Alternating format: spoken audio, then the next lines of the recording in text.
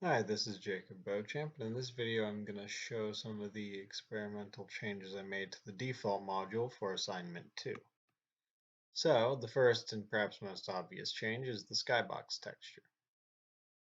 For this one, I didn't overwrite the textures that were originally given or the standard shared multimedia.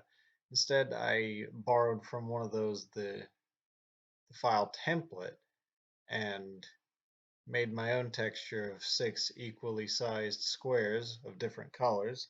And I did it this way because that way each of the faces are very distinct. So if I'm going to be making any skyboxes in the future, for instance, I can tell if I take that template that I made for this, I know that the blue face is going to be in the positive X direction, for instance, and the yellow will be in the negative X, so on, with the pink being in the positive Z. Uh, so The next change that's worth noting is I added WASD keys is events to support movement of the camera. So to show that here, I'll look back at the ground and we can see we can move in all 4 directions, left, right, forward, and backward. One thing worth noting is the forward and backward movement is significantly faster, and this is because the camera movement controls had a function for forward and backward that was capable of taking a floating point number as a parameter for our movement speed, whereas the left and right were not.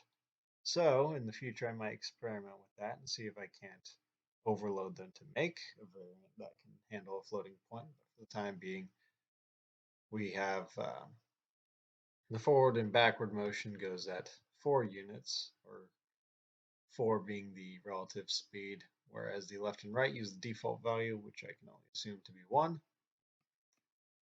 The next change is a little bit more subtle. You may have noticed, looking at these cubes, that the light is behaving a bit differently than it does in the default module.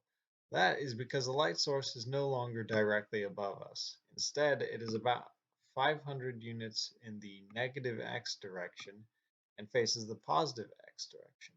So you can sort of see on the ground there a little bit of the light sort of diffusing off of it, whereas we look towards the other faces, there's no real light reflecting. And that's also evident looking at the cubes. We can see the light reflecting off of them. And the last thing worth noting is the cubes themselves.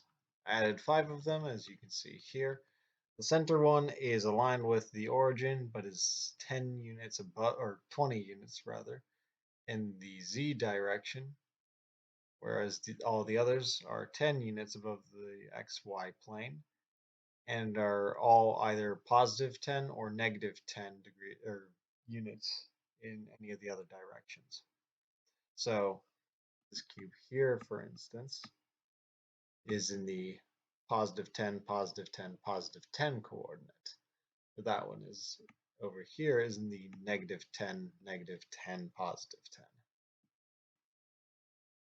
One last change that I made is I also removed the visual display of the default AftrBurner waypoint that was along the positive x-axis. I mainly did this to see if I could and to see if that was something that we had to permanently deal with, but it turns out there is indeed a convenient flag to make it not display.